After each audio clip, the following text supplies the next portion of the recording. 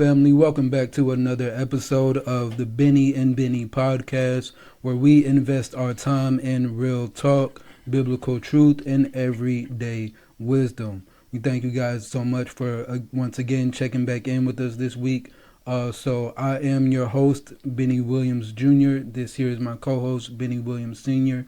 You want to go ahead and take it away with the topic? Yeah, so this week we're going to continue. It's going to be like a continuation of the session we had last week, Love of the Drug. So this is going to be like Love of the Drugs Part 2. Mm-hmm. So after we did that episode, I can't even explain what it is, but I just couldn't get the title out of my head. You know, It just kept going along, and even now, thinking about it, because I never thought of love that way. I never thought love was like a drug. Mm-hmm. And so that thought kept coming to my mind, and I'm like, what does that mean? What is it? And I noticed that this is a fictional book. Yeah. You kind of make it up as you go along, but it has some real life stuff inside of the book. And I'm like, at first I want to mention too that we should have said this last week. This book is for adults only. yeah, for sure. Not for kids. Yeah. But the title, I don't know. I see I can just get that and do something else with that. Yeah. Even myself, but like, love is a drug. And so I bought this here. So this is a drug that I take every day. Uh-huh. I have to take it for the rest of my life. And the reason I have to take it for the rest of my life because it treats what I have. Yeah. Doesn't cure what I have. Yeah. And so drugs basically are designed to do one of two things. They are designed to either treat what you have or to cure what you have. The problem is whether it's curing or treating, every drug has side effects. Yeah. Now I take this for one thing only. Yeah. But there are 8 possible side effects that comes with it. Yeah. So, it's like, okay, I'm taking it for this problem that I have. Yeah. Hoping that in doing so, I don't get the other 8 things that it's talking about. Yeah. Otherwise, what's the point? Yeah. I'm taking it for one thing so I can get 8 more things. Yeah. And then when you go to the doctor, they're going to give you 8 more medications. Yeah. So, and so looking at love as a drug, that's just a powerful angle to look at it from. And so for me, I began to study I'm thinking I know about love, so I'm studying the drugs. What effect does it have on an individual? And then when I transition that closely as relationships is concerned, and I look at it from that standpoint, then I began to understand why love can be like a drug. Yeah, for sure. So from my perspective, when I titled the book and just the whole concept of love is a drug, there are, like you said, with the drug that the medication that you're personally taking, there are side effects, there are ups and downs, there are positive and negatives that I think come with love itself and with drugs. And too much love, I think is something that most of us want to experience, especially somebody that kind of always thought about love and kind of always heard about it and never personally experienced it themselves. That's something you hear so much good about it. You hear, just people saying all these good things about love, all the good things that come with it. And if you've never personally experienced that, then that's something that person typically wants to experience and get a hold of somehow. And then there's the drug factor, where you hear a lot of things about drugs, and typically they're negative things that you hear. And if somebody's never experienced that, they kind of steer away from that because you hear so much negative rather than the positive. So again, with love kind of relating to the drug aspect, I think just putting it in that sense, or that kind of frame of mind, to think love as a drug is, like you said, it's a powerful statement. It's a powerful kind of different type of mindset because yeah, it's a great thing, but at the same exact time, there's limits with kind of how you go about it or your past experiences Mm-hmm. with love, maybe with family members or other people that you, like you said, been in a relationship with. You start to build this kind of track record as far as your experiences with love and what you've known it to be for, what you've known it to provide for you, and as you grow older and kind of continue on in your life, you you might not always look at it the same way as you once did. Yeah, absolutely, absolutely. So when I initially wrote the book and kind of had um, that title, "Love is a Drug," kind of using that mind frame, being able to look at it from a different perspective or a different angle, I think it was just trying to get people to understand not so much of my perspective, but understand that love itself, I was looking at it as a positive and a negative. I think there's a equal medium there as far as how much love you give to someone or how much you chase after love. Um, the same as drugs. Yeah, like you said with the prescription that you take, it's good for healing. It's good for helping this one thing, maybe filling this void or whatever the case may be.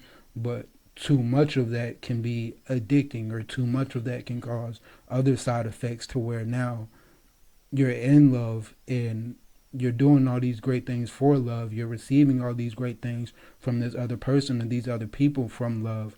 But at the same time, I think, like I'm saying, it's kind of an equal medium where you don't want to let that deter you from growing or from being able to still have stability for your own self. You don't want to be uh, kind of complacent or reliant on just that drug itself to do all these other things, or just love to provide you all these different things that you personally might be able to still provide for yourself. So based on what you just said, yeah, I can see where certain people they feel this great need for that they Mm-hmm. can't function without that, and so they need that encouragement, that little push, uh, to push them ahead to achieve whatever their dreams or ambitions are in life. Uh, the Bible even teaches us that. In First Corinthians, it teaches that love conquers all. This medication can't do that. Mm-hmm. It can't. It can't. It can't treat everything that everybody has, Mm-hmm. but love can. Yeah. So I think it's good that we need to understand the power of love and what it can and cannot do, and to use it in a wise fashion.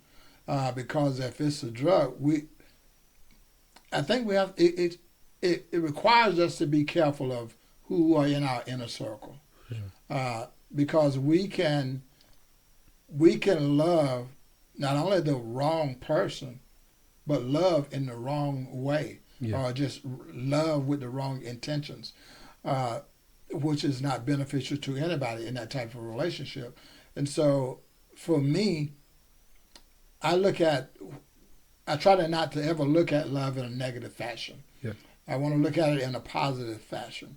Uh, but even that can be painful sometimes because you really love someone, you're close with them, and then something can happen negatively that affects you, and it affects not necessarily the love you have for the person, but it affects you in a way where you thought love was going to protect you from that. Mm-hmm. That would never occur in your life because you cared about that person.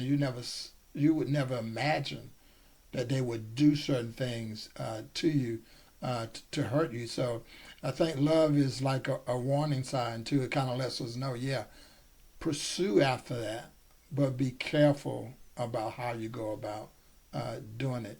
And so what I've learned over my lifetime is that uh, love has motivated me to do things that normally I probably would not have done. Yeah. Using your mom as an example. So we've been married for 45 years, and that's a long time. Yeah. Uh, but and I've done things in my job in corporate America when I wanted to quit, give up, and they're like, no, this is too tough. Yeah. But I didn't give up because I love your mother. Yeah. So at some point, it wasn't even about me. It was about she's dependent on me, or we built this relationship uh, where she's comfortable and she's used to me taking care of things. Mm-hmm. And so if I quit, then not only I'm letting myself down, I'm letting her down. Yeah. And so you keep pushing through all of that. And so for me, love is my strength. It's what gives me a reason to get up in the morning, a reason to live, a reason to keep dreaming the impossible dreams that I have. It just motivates me to keep going forward. Because there are certain things that I can't control in life. But if I have someone that's there, even in my down moments, I still have that strength, not through myself, but through that person, to keep striving for the best that I can be. Yeah, I definitely understand that. I definitely understand that. The motivation aspect and the inspiring aspect that you want to be able to provide and take care of, and you will be equally yoked with this other person to where everything is kind of well balanced and things like that. So listening to you say that, a couple things kind of stick out at me. It's one particular artist. He goes. I'm not sure if you've heard of him. He goes by the name of Music Soul Child, and he was real popular in like the early 2000s and stuff like that. He has a song called "Teach Me How to Love," which was a really big hit and things like that. Now, in this song, I know it was really controversial, just the way that he was going about the song, singing the song, and things like that, because from different people's perspective, they didn't want to have to tell the man to teach the man how to love them. Mm-hmm. But at the same time, listening to you talking here in this conversation, different people want love expressed to them different ways. Mm-hmm. So it's a learning curve. It's a process to teach yourself how to love someone. It's a process to teach yourself how to love this person correctly, because there's different types of ways, I guess, to try to love someone.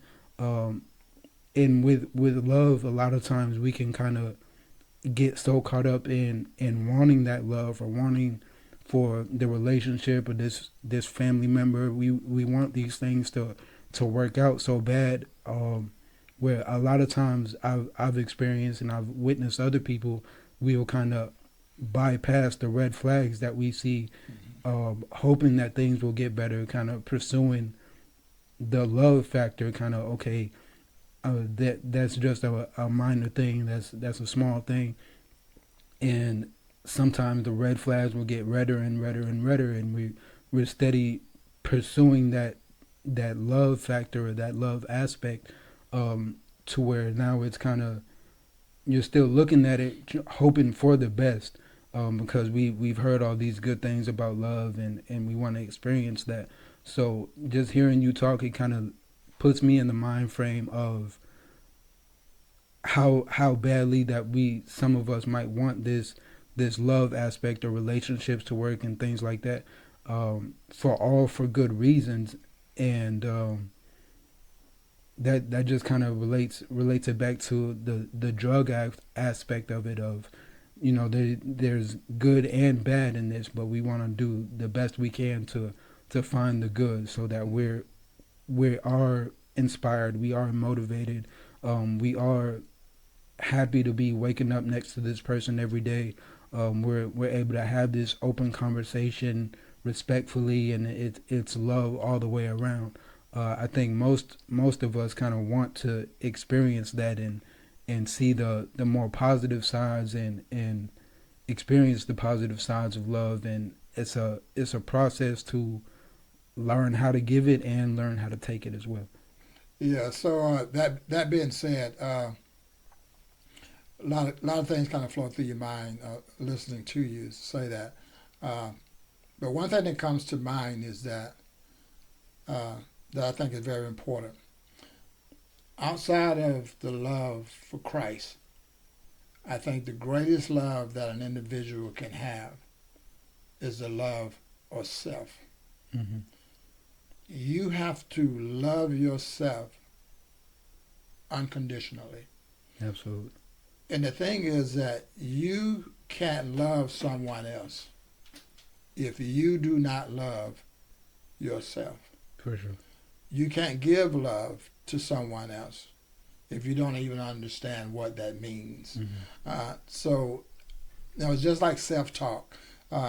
Talking to people and talking in general. The greatest words that you can say to someone to change lives is the word you say to yourself. Hmm. So self-talk is very, very important, and so love is very important uh, in its own space as well. Uh, but even though we know that, as human beings, we want that companionship. Hmm.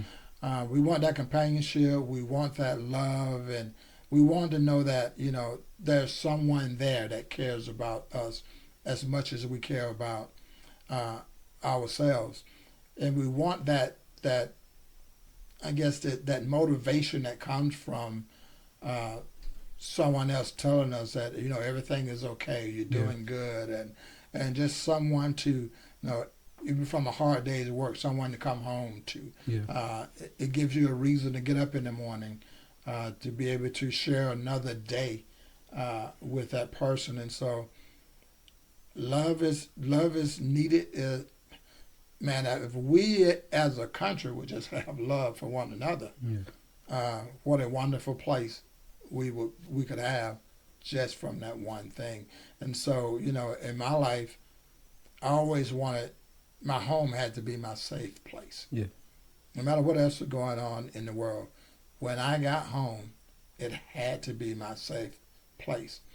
And the only way you can feel safe when you come into, for me, in a way, to come into the house is that I had to know that love resided there. Hmm. And I was loved for who I was unconditionally. Uh, and so that was always important to me. And I think if every relationship had that, it would be so much better and so much easier to navigate through this thing we call life. For sure. For sure. So listening to you say that the unconditional love factor, that's a very powerful aspect, a very powerful thing that a lot of people, I think most of us probably want. And when you speak on the self-love aspect, I think me personally, I've kind of spent more time mastering that skill, mastering that aspect more so than expressing love or accepting love from outside people. Um, I'm very good with obtaining it and receiving it from my family and giving it to family members and things like that. Um, but I think maybe just from my perspective, I've personally spent, I don't know, maybe countless hours or something like that, just by myself, kind of learning myself, um, and training my own self to just be enough for me. And I think Mm-hmm. that's where we talk about the self love and things like that. I think I've, me personally, kind of, like I said, kind of mastered that aspect a little bit more so than the other aspect. And like you said earlier, it's really hard, maybe even impossible, to love someone else if you don't love yourself. Mm-hmm. And with the relationships and things like that, I unfortunately see a lot of that just witnessing on the outside, looking in, that the loyalty is kind of, the loyalty as far as the love or the unconditional love, it kind of comes with a price, or it kind of comes with just a price. That's the best way I can kind of explain it. So I think maybe witnessing that so much, or maybe personally experiencing it here and there, it kind of puts me back in that shell to where, okay, self love, self love, self love, and I'm pushing that so much to where I've kind of built myself to be like a, not a machine, but like I kind of have this outer shell a little bit to where it's hard to break through. It's hard to really kind of damage that, and I don't know if that's positive or negative to be able to stand on your own 10 toes so much to where you're ready at any point in time to detach from love, or you're ready at any point in time to cut the rope whenever you feel the need to. So that's again with the unconditional love. I'm having this conversation and thinking about it. Am I putting myself in that same aspect of love coming with a price? Am I putting myself in that same aspect as um, wanting the unconditional love, but not pursuing it or experiencing it my own self because I'm so 10 toes down on the self love and I can do it myself and things like that. So again, I think it's an equal medium with love, and I think there's a balance that needs to be there when loving yourself, with loving others, when trying to learn how to love someone else. I think it's a process. Yeah, and I think that if you don't love yourself, you can't love anyone else. For sure. You may have feelings, infatuations, or things of that nature, but not you won't have love. So your first love needs to be you.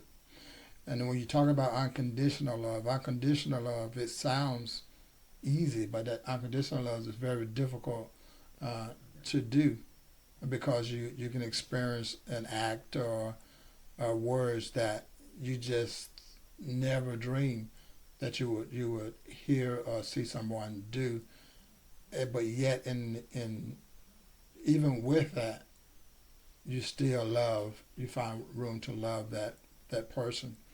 But for me, as a kid growing up, this is kind of off the subject just a little bit, but my safe place. That's a lot of times when I was in places where I didn't feel safe as a kid growing up. So my safe place was when I was with my mother. Mm-hmm. I never felt fear there because I knew that was genuine love that she had for me. And so regardless of where I went, I tried to go with her to a lot of different places. She was going, I always wanted to go. And she would take me, and I just felt safe in that place. And so I think all of us want that in relationships. You want to know that I'm in a safe place. You're not going to hurt me. You're not going to do anything to hurt me. You're not going to say anything to hurt me, because those are the most hurtful things. Not necessarily act of violence, but the things you say can hurt deeper than anything else. But I think in relationships, we want that kind of love, that when I'm in this person's presence, or even when I'm not, I feel that I'm in a safe place, and they're going to encourage me. They're going to lift me up. They're going to give me the love that I give to them. And for me, people want to experience love in different ways. Some people, they just want to hear you say it a lot. I love you. I love you. For me, I don't care about that. That's not a requirement for me. My thing is that don't you ain't got to say it. Show me, because what you show me will be the real thing to me and for me. And so I'm always cautious of that too. But like you was talking about being in this shell where I guess you're kind of reluctant to share love. And when you were saying that, I started thinking about parenting. Because as a parent, we love, I don't love you more than I love your sisters. It's the same, and it's unconditional. And the thing is, though, that's a hard love. Yeah. Because as a parent, you're teaching your children to do the right thing always. And this is not the right thing to do. Should act this way. And then when you see the very thing you said not to do, that's what the child does. Mm-hmm. And you're disappointed in the fact that they did it because, I didn't. So, like for me and your mom, we don't just say this is what you should do or shouldn't do. We show you Mm-hmm. that this is what you shouldn't do and what you should do. And so we teach you guys by not just words, but by examples of how you should live. But when you go against what we have taught, then it's painful. It's painful for the parent. You think about it flashes through your mind all the years and all the time you spent Mm-hmm. preaching this to the child. And as soon as they get to a certain age, they do the very thing you told them to never do. Mm-hmm. But you have to love that child, even though that child has disappointed you in such a strong way. And I think for me, as I've learned as I get older, looking at you and your sisters and the things that your mom and I have gone through with you guys, we still love you regardless of what you did at any given time. And it's good to have a relationship like that's unconditional as a parent to a child. And I think that no, I have that with your mom, but a lot of people don't have that. Um, but it's available. I don't want people to think that okay, we're just unique. Mm-hmm. Nobody else Yeah. has that, but anybody can have that. But it takes time to grow and develop into that relationship where the love is going to be there. You did something, you said something I didn't want you to say today, but we may not talk. Let's not talk about it for another hour or two to calm down. But the love doesn't go away. Mm-hmm. It's still there constantly. In your anger, the love is there. Yeah. In your tears and your hurt, because I've done all of that for all of you guys, but the love is still there. So, yeah, love is great, but like you said earlier, there's a cost to it.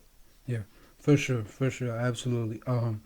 So I think this personally was a great topic, and I think it's something that we might have to harp on again in a later episode because I'm probably gonna do a lot of reflecting, a lot of thinking back, just on love, self love, and like Music Soul Child said, how to love, teaching myself how to love, teaching others how to love.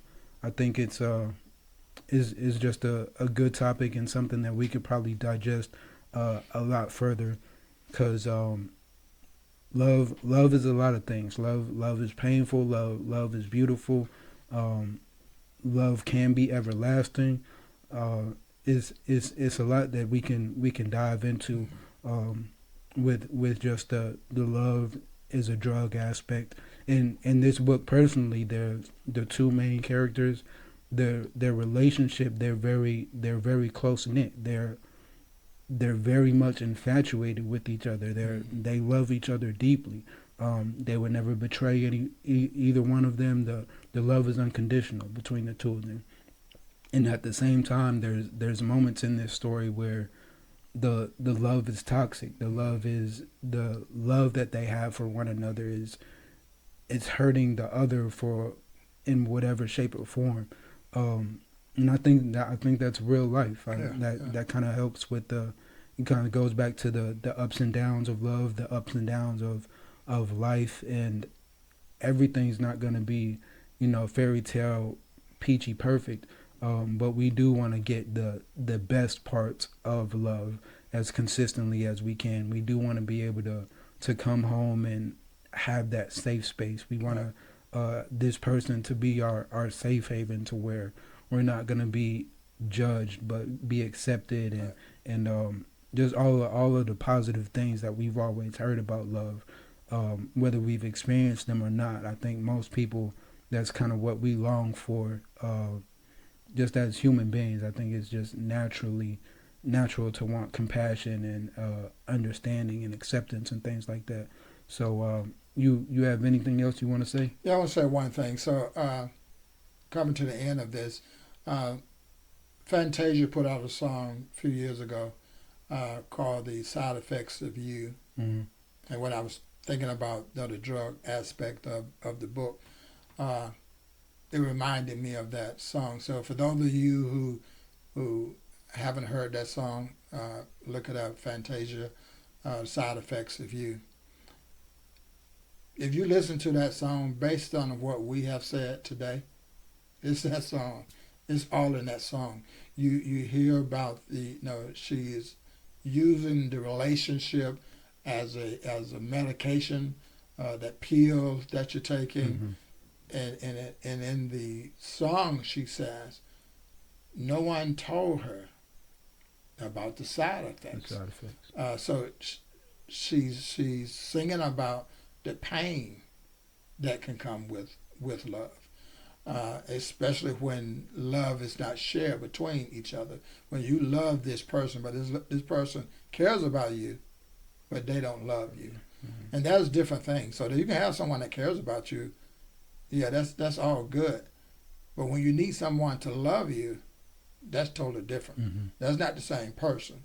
Uh, and so, if you really want to get a little bit more understanding of what we're talking about today, listen to that song, "The Side Effects of You," because in every relationship there are side effects, and you have to learn how to navigate through it. And there's no book on if this happens you do this, this happens you do this. Uh, Several years ago, a friend of ours asked me to write a book on marriage, and I said, no, I can't. I can't do that. I would never write a book about that. And she says, why? I said, because I don't know enough about it. Mm-hmm. You start thinking, all these years you've been married? You don't? No, I don't. I don't know enough about it because the playing field changes. Yeah. It's part of life. So it's just like life. It moves all the time, and you have to Mm-hmm. learn how to do it a different way all the time. So there's no book to. There are books on marriage, but you can't follow those things. That tells you how to navigate through marriage, because I can guarantee you this: it is different for every single person, and so it can't be done. You can't do anything like that. And so love is a drug. Keep in mind that drugs do one or two things: they either cure or they treat. And so you want the drug. Actually, what would be great if you had a drug that could do both. Mm-hmm. Yeah. Yeah. So, uh, looking at it just from a personal relationship, I think my relationship with your mom does kind of do both sometimes. Yeah. And you need that, and you need to know when you need to be there, and that's a point. You need to know when you need that person to be there Mm-hmm. to help you get through the moment. That's just treatment. Mm-hmm. Okay, just I'm going through this. I don't need you to do anything about it, and I'm going to be there. Okay, now that love is the treatment love. Mm-hmm. So there are times when I need that. Both of us do, but then there are times when you need the healing. Mm-hmm. The treatment won't do any good, so now you need the healing. Uh, but it's hard to find that kind of love in a relationship. Mm-hmm. We have that, but I think it's unique, and I think everybody can have it. But for us, over the years, we've just learned how to uh, navigate through the love triangles of life, and how it affects our life and how to apply it to our lives. So we do it different ways at different times based on the need of the other person. Mm-hmm. Especially as we get older, you start having different things going on with you, but you learn as you navigate through it. Okay, this is what she needs right now. She doesn't need me to try to cure what she's going through. She just needs me to be there, and I'll just be the treatment, not the cure. For sure, absolutely. So all in all, it's important to stay committed on the journey of love. Um, with love and being on that journey, the most important step, the first step is the self love. You're not going to be able to properly or long term effectively love anyone else if you don't personally love yourself, and love yourself enough. Loving yourself enough is key, to start there, and then the unconditional love that we're speaking on, that most of us believe that we want, it is available. Is however far you have to look to find it. If you're just waiting for it to come to you, it is available, and just that first step is the self love, the loving yourself enough, and then teaching and learning yourself, or teaching yourself and learning as you go on how to love other people and accept that love from other people as well. It's definitely available. It's definitely a possibility, and we hope you guys appreciated this episode and got something positive from it today. If you could drop a comment, like, subscribe to the YouTube channel. We appreciate all the comments and things that we've been getting. This is another episode of Bennie and Bennie Podcast. We'll see y'all later.